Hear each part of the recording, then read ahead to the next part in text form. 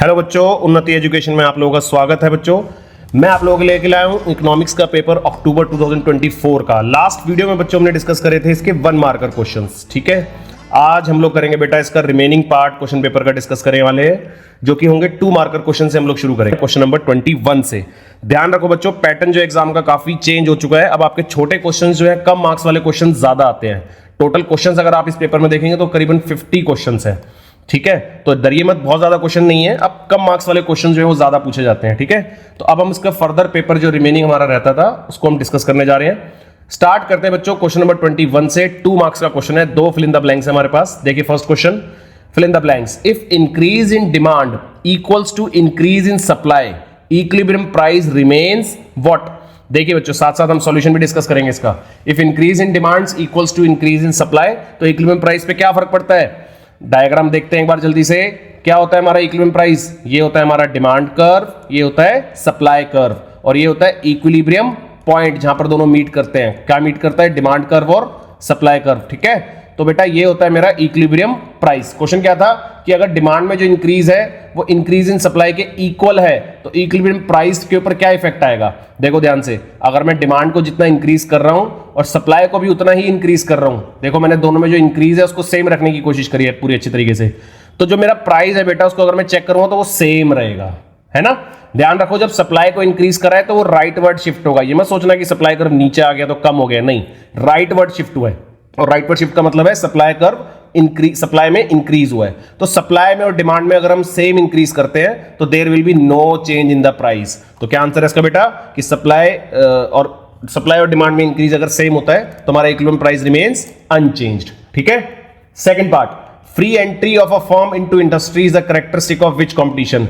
बच्चों, free entry किसमें होती है? मैंने आपसे डिस्कस करा था कि इमेजिनरी मार्केट होती है हमारे पास, परफेक्ट कंपटीशन। परफेक्ट कंपटीशन का मतलब क्या है कि जहां पर कोई भी firm easily enter and exit कर सकती है, प्राइस सारी फर्म्स का सेम होता है, प्राइस टेकर होती है फर्म, और बहुत सारे फीचर डिस्कस करे थे। तो वन ऑफ द फीचर आपसे पूछा गया है कि कोई भी फर्म फ्रीली एंट्री कर सकती है, तो किसकी बात हो रही है? परफेक्ट कंपटीशन की। तो correct answer is perfect competition.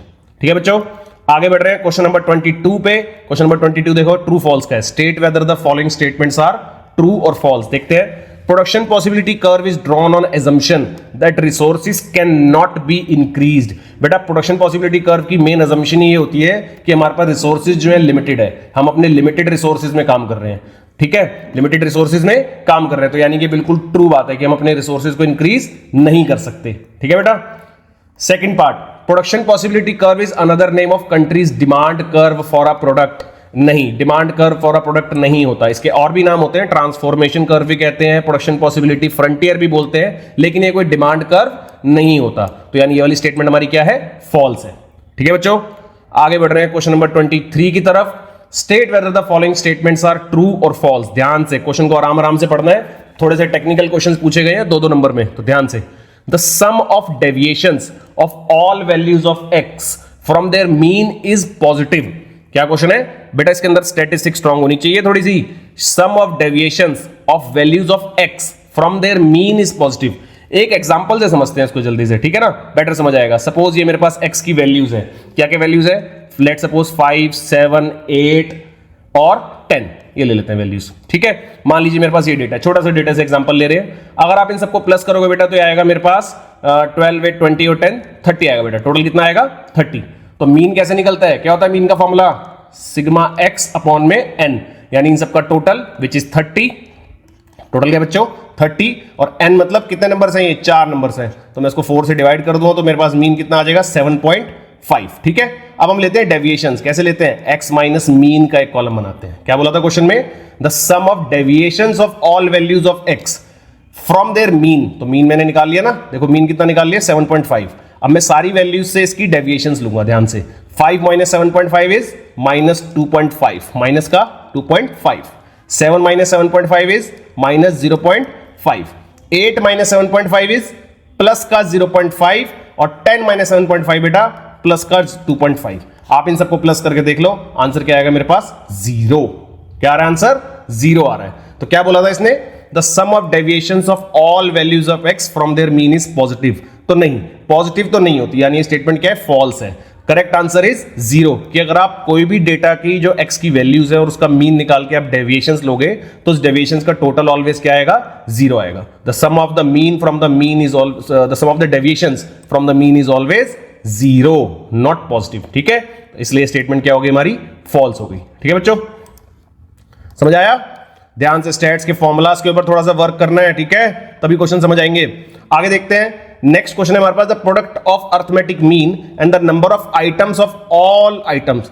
The product of arithmetic mean and the number of items gives the total of all items. ठीक है, तो बेटा फिर से पहले मीन का फॉर्मूला पता होना चाहिए. क्या होता है मीन का फॉर्मूला हमारे पास? अभी मैंने बताया था ना, mean is equals to sigma x upon में एन. अब ये सिग्मा एक्स क्या होता है? सिग्मा एक्स अभी हमने करा था ना क्वेश्चन में. सिग्मा एक्स होता है जो एक्स का कॉलम होता है उसके अंदर आने वाली सारी वैल्यूज का टोटल. सिग्मा का मतलब ही क्या होता है, सम करना, टोटल करना. ठीक है, क्वेश्चन में बोला गया है कि अगर मैं मीन को, ये जो मीन है इसको नंबर ऑफ आइटम्स यानी एन से अगर मल्टीप्लाई कर दूं, प्रोडक्ट बोला था ना, कि अगर मैं इनको मल्टीप्लाई कर दूं तो क्या आएगा, टोटल आ जाएगा सारे आइटम्स का. तो बेटा मल्टीप्लाई करने का मतलब क्या है, इस फॉर्मूला में ध्यान से देखो, मैं इसको क्रॉस मल्टीप्लाई कर सकते हो यहां पर, है ना. तो x इंटू एन हो जाएगा और ये किसके को आएगा, सिग्मा x के. और सिग्मा x ही क्या होता है, टोटल ऑफ ऑल आइटम्स होता है या सम ऑफ ऑल आइटम्स होता है. तो यानी ये बात बिल्कुल सच है कि मीन को और नंबर ऑफ आइटम्स को अगर मैं प्रोडक्ट कर दूं तो मेरे पास सम आ जाता है सारे नंबर्स का. तो इसलिए ये स्टेटमेंट क्या है हमारे पास, पूरी तरीके से ट्रू है. ठीक है, the product of arithmetic mean and number of items gives the total of items all items. This statement is true. बेटा ऐसे ही आंसर लिखना है, ये प्रेजेंटेशन भी बता रहा हूं मैं आपको साथ साथ. ये आंसर्स आपको इसलिए दिखा रहा हूं कि आपको प्रेजेंटेशन भी पता लगे. अगर कोई ट्रू फॉल्स का क्वेश्चन आता है तो पूरी स्टेटमेंट लिख के आपको उसको बताना है कि ट्रू है या फॉल्स है. ठीक है, और अगर उसका कोई परफेक्ट आपके पास रीजन है तो आप इस तरीके से ब्रैकेट में उसका रीजन भी दे सकते हैं. ठीक है बेटा, तो पूरी तरीके से ऐसे लिखना. अगर बाय चांस आपके पास एग्जाम में टाइम कम होता है, आपको लग रहा है कि पूरा पूरा लिखने में मेरा ज्यादा टाइम लग रहा है और टाइम कम बचा है, तो फिर आप लिख सकते हो बेटा ट्रू और फॉल्स. बट कोशिश करनी है कि पूरी पूरी स्टेटमेंट लिख के ट्रू फॉल्स लिखना है. ठीक है, दिस इज द वे आप आंसर को कैसे प्रेजेंट करोगे. चलो बच्चों नेक्स्ट क्वेश्चन की तरफ मूव करते हैं. Question number 24. ठीक है, state whether the following statements are true और फॉल्स. फिर से देखो ट्रू फॉल्स का क्वेश्चन आ गया. Supply curve of a commodity shifts to right when the price of related good rises. बहुत ध्यान से समझना बच्चों, राइट में शिफ्ट नहीं होगा. क्यों नहीं शिफ्ट होगा राइट में, और कहां शिफ्ट होगा? देखो ये मेरा supply curve, upward sloping supply curve होता है ना. कह रहा है कि जब रिलेटेड गुड्स का प्राइस बढ़ जाएगा तो सप्लाई कर्व राइट में शिफ्ट करेगा. नहीं, ये मेरा इस कमोडिटी का यहां पर मैं लेता हूं प्राइस और इधर मैं लेता हूं क्वांटिटी सप्लाई. सपोज करो ये प्राइस है और ये इसकी कोई ना कोई प्राइस तो चल ही रहा होगा ना, और ये क्वांटिटी सप्लाइड है. कह रहा है कि जब रिलेटेड गुड का प्राइस इंक्रीज होगा, यानी मेरे को इस कर्व में प्राइस इंक्रीज नहीं करना क्योंकि ये सेम कमोडिटी का प्राइस और क्वांटिटी सप्लाइड है. इसका प्राइस नहीं इंक्रीज करना, इसका कोई रिलेटेड गुड है और उसका प्राइस बढ़ गया. तो बेटा एज अ प्रोड्यूसर आप सोचेंगे अगर आपके किसी रिलेटेड गुड का प्राइस बढ़ जाएगा तो आप उसका सप्लाई बढ़ा दोगे, तो यानी कि ऑटोमेटिकली इसका सप्लाई कम हो जाएगा. और जब सप्लाई कम होगा तो सप्लाई कर्व मेरा लेफ्ट में शिफ्ट करेगा. कहां शिफ्ट करेगा? लेफ्ट में, ना कि राइट में. इसलिए ये स्टेटमेंट क्या है? फॉल्स है. ठीक है बच्चों, ये स्टेटमेंट क्या है? फॉल्स है. सेकंड पार्ट देखते हैं. Supply curve of a commodity shifts to left when its price falls. बिल्कुल अभी हमने डिस्कस करा है कि सप्लाई कर्व जो है हमारे पास कैसे शिफ्ट करता है? लेफ्ट में शिफ्ट करता है. एक बार दोबारा देख लेते हैं जल्दी से, फिर दोबारा से देखते हैं, ध्यान से देखेंगे. ये हमारा होता है सप्लाई कर्व अपवर्ड स्लोपिंग. ठीक है, क्या बोला क्वेश्चन में कि सप्लाई कर्व जो है लेफ्ट में शिफ्ट करेगा जब प्राइस फॉल होगा. क्या लेफ्ट में शिफ्ट करेगा? देखो ये मेरा सप्लाई कर्व है और इसके ऊपर ये प्राइस को मैं नीचे लेके आ रहा हूं. प्राइस को क्या कर रहा हूं? नीचे लेके आ रहा हूं. तो मेरा क्वांटिटी सप्लाई भी तो कम हो जाएगा. क्वांटिटी सप्लाई भी तो कम हो जाएगा ना. तो यानी मेरा कहीं शिफ्ट नहीं करेगा सप्लाई कर्व. सप्लाई कर्व के ऊपर ही मूवमेंट होगी, डाउनवर्ड मूवमेंट. इसको क्या बोलते हैं? Contraction of supply. और अगर प्राइस इंक्रीज वाला केस होता, ये भी सुन लो, प्राइस इंक्रीज वाला केस होता तो सप्लाई बढ़ जाता और उसको मैं बोलता एक्सपेंशन इन सप्लाई. क्या बोलता? Expansion in supply. तो इसमें सप्लाई कर्व कहीं पर शिफ्ट हो नहीं रहा है, सिर्फ अपवर्ड या डाउनवर्ड मूवमेंट हो रही है. ध्यान से, अगर सेम कमोडिटी का प्राइस और क्वांटिटी जो मैं दी हुई है, अगर उसी कमोडिटी का प्राइस चेंज होता है तो सप्लाई कर्व में कोई चेंज नहीं आता. प्राइस के अलावा जो फैक्टर्स है अगर उनमें कोई चेंज आता है तो मेरा सप्लाई कर्व राइटवर्ड या लेफ्टवर्ड शिफ्ट करता है. ठीक है, तो ये स्टेटमेंट भी हमारा क्या है? फॉल्स है. इसके अंदर कोई भी शिफ्ट नहीं होगा, अलोंग सप्लाई कर्व के अलोंग ही मूवमेंट होगी, downward movement, that is contraction in supply. इसलिए स्टेटमेंट भी फॉल्स है.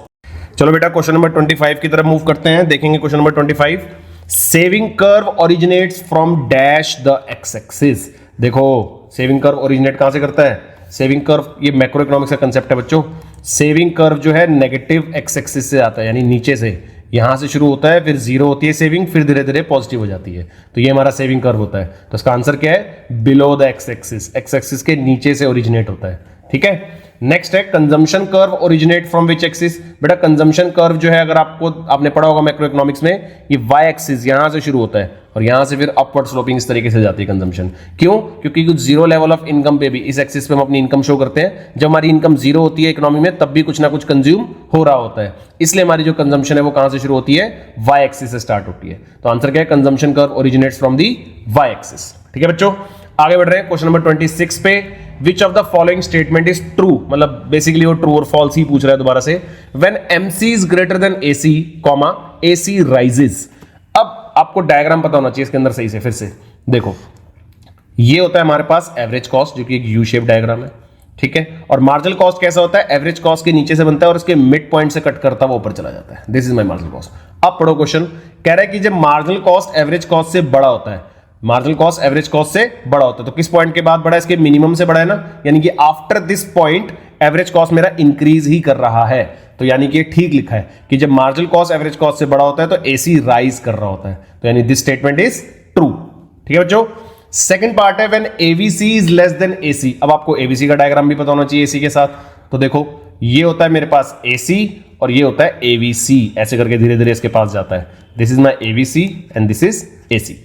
क्या क्वेश्चन पूछ रहा है? कह रहा है जब ABC कम होता है AC से। ये देखो, ABC AC से कम है, कह रहा है कि AC राइज करता है। नहीं, ऐसा तो नहीं है। देखो, ABC यहां पर कम है और AC यहां पर फॉल हो रहा है। क्या बोला मैंने? ABC यहां पर कम है ना AC से, उसके नीचे बना हुआ यानी कम है, लेकिन ABC तो यहां पर फॉल हो रहा है। ठीक है, इंक्रीज भी हो रहा है, लेकिन ऐसा हमेशा तो नहीं है ना, इनिशियली तो फॉल ही हो रहा है। तो इसलिए ये स्टेटमेंट क्या है हमारे पास? फॉल्स है। ठीक है, 26 के दोनों पार्ट समझ आ गए। आगे बढ़ रहे हैं, क्वेश्चन नंबर 27। फिर से आ गया फिल इन द ब्लैंक। देखो, मैंने कहा था ना छोटे छोटे क्वेश्चन ज्यादा आएंगे। First part, dash measures the rate of change of PPC। Rate of change of PPC यानी कि हमारा PPC देखो कैसा होता है, कॉनकेव शेप होती है ना। This is my PPC। तो PPC कर्व जो है, कह रहे कि इसके अंदर जो रेट ऑफ चेंज होता है, यानी कि किस रेट पे चेंज हो रहा है, ये कैसे पता लगता है, कौन मेजर करता है? तो it's name is marginal rate of transformation. इसका क्या नाम है बच्चों? Marginal rate of transformation, MRT बोलते हैं। इसका नाम याद रखना है आपको।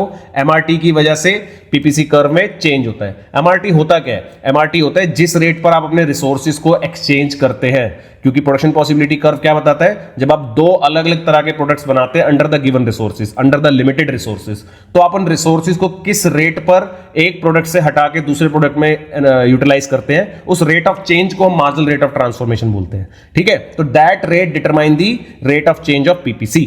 Now second point, PP curve is dash to the origin. ये भी बनाओ आपके सामने, देखो दिख रहा होगा। PPC कर्व क्या होता है? कॉनकेव टू द ओरिजिन होता है। कॉनकेव मैंने आपको इससे पहले भी बताया था, पहले वाली वीडियो में आप देख सकते हैं। ये होता है कॉन्वेक्स, जब ऐसे बेंड होता है, ये IC कर्व होता है। ठीक है, जनरली जो होता है। हम यहाँ पर बात कर रहे हैं PPC की, तो PPC कर्व जो है वो कॉनकेव होता है। तो ऐसे जब ऊपर को उठा होता है ओरिजिन की तरफ तो इसको कॉनकेव बोलते हैं, जब ओरिजिन की तरफ बेंड होता है तो उसको कॉन्वेक्स बोलते हैं। तो हमारा जो PPC कर्व है वो क्या होता है? कॉनकेव होता है। ठीक है बच्चों, next question number 28 again, supply curve is the dash representation of supply dash. Supply curve क्या है? ये डेफिनेशन है बेटा सप्लाई कर्व की। सप्लाई कर्व, कर्व मतलब किसी ग्राफ की बात हो रही है ना, तो सप्लाई कर्व एक ग्राफिकल रिप्रेजेंटेशन है सप्लाई शेड्यूल की। पता है ना शेड्यूल क्या होता है? अगर हम प्राइस और क्वांटिटी सप्लाई एक साथ लिखें, तो हम जब अलग अलग प्राइस पर अलग अलग क्वांटिटी सप्लाई लिखेंगे, अलग अलग प्राइस पर अलग अलग क्वांटिटी सप्लाई लिखेंगे, तो ये पूरे को हम क्या बोलते हैं? Supply schedule. तो इसके बेसिस पर ही हमारा क्या बनता है? सप्लाई कर्व बनता है। तो इसलिए आंसर क्या है? Supply curve is the graphical representation of supply schedule.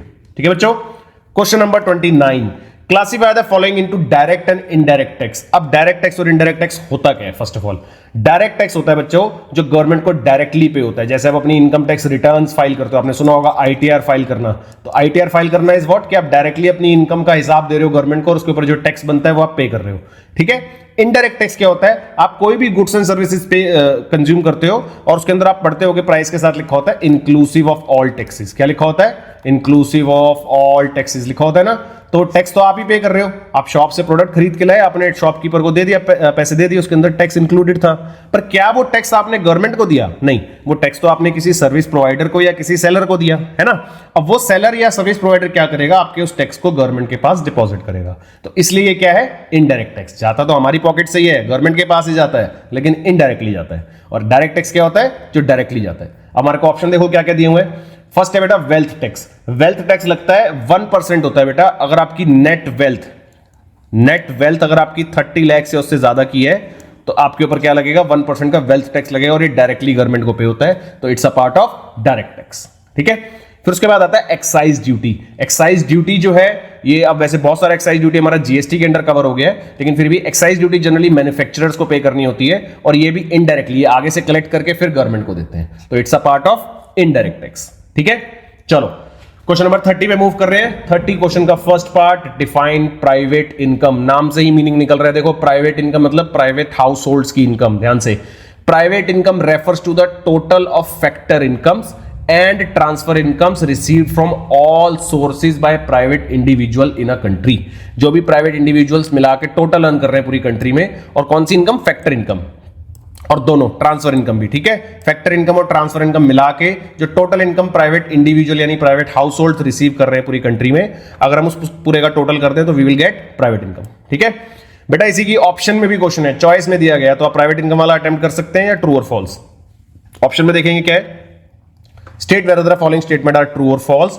Net factor income from abroad can not be negative. कैसा हो सकता है, net factor income from abroad क्या होता है, एनएफआईए बोलते हैं ना इसको, क्या है कभी नेगेटिव हो सकता है, ये क्वेश्चन पूछ रहे हैं, नेगेटिव नहीं हो सकता। देखो एनएफआईए का मतलब क्या होता है, जो इनकम हमें बाहर से आनी है माइनस जो हमने बाहर पे करना है पैसा, from -2, that is net factor income from abroad. अब सपोज करो मेरे को बाहर से जो इनकम आनी है वो सपोज करो 50,000 आनी है सपोज, और मेरे को जो बाहर पे करना है वो 60,000 पे करना है, तो आप माइनस करके देखो, आ तो गया नेगेटिव। तो इस केस में मेरा एनएफआईए का आंसर क्या आ गया, नेगेटिव आ गया, यानी ये स्टेटमेंट क्या हो गई, फॉल्स हो गई। एनएफआईए भी नेगेटिव हो सकता है, एनएफआईए भी नेगेटिव हो सकता है। Next, net indirect tax is equals to taxes minus subsidies. अब बेटा इस क्वेश्चन में ना थोड़ा सा डाउट है कि टैक्सेस में देखो इन्होंने इनडायरेक्ट टैक्स नहीं लिखा, इन्होंने इनडायरेक्ट टैक्स नहीं लिखा, जो फॉर्मूला है वो है इनडायरेक्ट टैक्स माइनस सब्सिडीज। ठीक है, इन्होंने लिखा है सिर्फ टैक्सेस। अब टैक्सेस में हम इसको क्या माने, डायरेक्ट माने या इनडायरेक्ट माने, तो बेस्ट सुटेबल आंसर के हिसाब से अगर आप चलोगे तो उन्होंने फॉर्मूला तो ठीक लिखा है, टैक्स में से सब्सिडीज माइनस करा है और इनडायरेक्ट टैक्स की बात हो रही है, तो हम इसलिए इसको ट्रू मानेंगे कि ट्रू है। ठीक है, टैक्सेस में से सब्सिडीज माइनस करते हैं तो वी विल गेट, हम इसको एज्यूम कर रहे हैं कि ये इनडायरेक्ट टैक्स ही है। ठीक है, चलो क्वेश्चन नंबर 31 पे मूव कर रहे हैं। Are the following included in the estimation of national income of a country. क्या ये सारी चीजें नेशनल इनकम में इंक्लूड होती हैं, येस और no. Production for self consumption, क्या प्रोडक्शन फॉर सेल्फ कंजम्पशन हमारा नेशनल इनकम का पार्ट है, बिल्कुल है। प्रोडक्शन जो है हमारा वैल्यू एडिड का पार्ट इंक्लूड करता है, प्रोडक्शन जो सेल्फ कंजम्पशन के लिए होती है वो भी हमारी नेशनल इनकम में इंक्लूड होती है, उसको भी नेशनल इनकम में काउंट करा जाता है, तो yes it will be included in national income. Second, income earned by branch of foreign bank in India. अब देखो इंडिया में है ना फॉरेन बैंक, तो इंडिया में है तो इंडिया की नेशनल इनकम में कुछ ना कुछ तो काउंट करेगा, टैक्स तो वहीं पर ही पे करेगा, राइट, तो इसलिए ये भी हमारी नेशनल इनकम का पार्ट है। ठीक है बच्चों, चलो question number 32, fill in the blanks. Demand for a commodity means desire for a commodity backed up by dash power dash and willingness to dash. बेटा इस क्वेश्चन में थोड़ा सा वो है, ये आपके क्वेश्चन पेपर में भी थोड़ा सा मिस्टेक आया था इसमें, ये backed by dash power and willingness to dash है, ये वाला ब्लैंक हमारे पास किसी काम का नहीं है, हमारे पास सिर्फ 2 ही ब्लैंक्स है इसमें। इस बैक्ड बाय, देखो किस चीज की बात हो रही है कि जो डिमांड है किसी कमोडिटी की वो बैक्ड अप यानी कि किसके वजह से काम करती है, तो हमारी जो परचेजिंग पावर है उसकी वजह से। तो फर्स्ट ब्लैंक में क्या आएगा, परचेजिंग पावर तो लिखा हुआ है। Demand for a commodity means desire for a commodity backed by purchasing power, और दूसरा एंड द विलिंगनेस टू पे, एंड द विलिंगनेस टू पे। तो पहले हमारी परचेजिंग पावर होती है और फिर हमारी इच्छा होती है पे करने की, तो डिमांड किसी चीज की राइज होती है, डेफिनेशन है डिमांड की। ठीक है, कि पहले हमारी परचेजिंग पावर हम देखते हैं हमें अलाउ कर रही है कि नहीं कर रही, फिर हम उसके लिए सच में पे करना चाहते हैं कि नहीं, सो दैट कंक्लूड्स डिमांड। ठीक है, तो first blank is purchasing power, second is willingness to pay. चलो क्वेश्चन नंबर 33 पे मूव कर रहे हैं बच्चों। Which of the following two alternatives cause a shift in supply curve of a commodity? चलो फिर से सप्लाई कर्व वाला क्वेश्चन आ गया। देखो सप्लाई कर्व में क्या बात करी थी हमने, ये होता है आपका upward sloping supply curve. Supply curve सिर्फ कब शिफ्ट करेगा, जब प्राइस ऑफ अ कमोडिटी के अलावा, क्या बोल रहा हूं मैं ध्यान से सुनना, प्राइस ऑफ अ कमोडिटी के अलावा किसी और फैक्टर में चेंज आएगा। प्राइस के अलावा जो फैक्टर्स होते हैं, टैक्सेस होते हैं, प्राइस ऑफ रिलेटेड गुड होता है, कोई भी जो प्रोड्यूसर को बाकी जो फैक्टर्स अफेक्ट करते हैं उसके सप्लाई को, price change in the price of inputs हो गया, गवर्नमेंट सब्सिडीज हो गई, बहुत सारे फैक्टर्स होते हैं। बस ये प्राइस में चेंज नहीं होना चाहिए, अगर ये प्राइस में चेंज हो गया तो सप्लाई कर्व के ऊपर ही मूवमेंट होगी, अपवर्ड या डाउनवर्ड। ठीक है, याद दिलाऊं, अगर हम इसके ऊपर पॉइंट लेंगे यहां पर तो हमारी सप्लाई कर्व में अपवर्ड मूवमेंट होगी, है ना, क्योंकि सप्लाई बढ़ जाएगा, और अगर हम नीचे प्राइस करेंगे तो हमारी सप्लाई कर्व में डाउनवर्ड मूवमेंट होगी। तो this is contraction and upward movement is expansion. तो प्राइस में मूवमेंट अगर हुई, प्राइस अगर चेंज हुआ तो सप्लाई कर्व शिफ्ट नहीं होगा, सप्लाई कर्व के ऊपर ही मूवमेंट होगी, अपवर्ड या डाउनवर्ड। ठीक है, अब पढ़ते हैं। पहला पॉइंट है fall in the price of commodity. Question था कि इनमें से किस किस ऑल्टरनेटिव में सप्लाई कर्व में शिफ्ट होगा। तो अगर प्राइस फॉल हो रहा है, अभी मैंने आपको बताया प्राइस फॉल हो रहा है तो शिफ्ट नहीं होगा, नो नहीं होगा शिफ्ट। ठीक है, change in the taxes of a commodity, अब ये प्राइस तो नहीं है ना, कोई और फैक्टर है, तो हाँ भाई इससे तो शिफ्ट होगा, जो भी होगा राइटवर्ड लेफ्टवर्ड जो भी होगा, पर चेंज इन्होंने चेंज बोला है, स्पेसिफाई नहीं करा कि इंक्रीज हो रहा है डिक्रीज हो रहा है, हमें सिर्फ ये बताना है कि सप्लाई कर्व शिफ्ट होगा, तो हाँ जी होगा। Third is change in the price of related good, ध्यान से रिलेटेड गुड बोला, यानी कि इस कमोडिटी की बात नहीं हो रही जिसका हमने सप्लाई कर्व बनाया, किसी और कमोडिटी की बात हो रही है, जो हमने ऊपर क्वेश्चन पढ़ा भी था इससे पहले।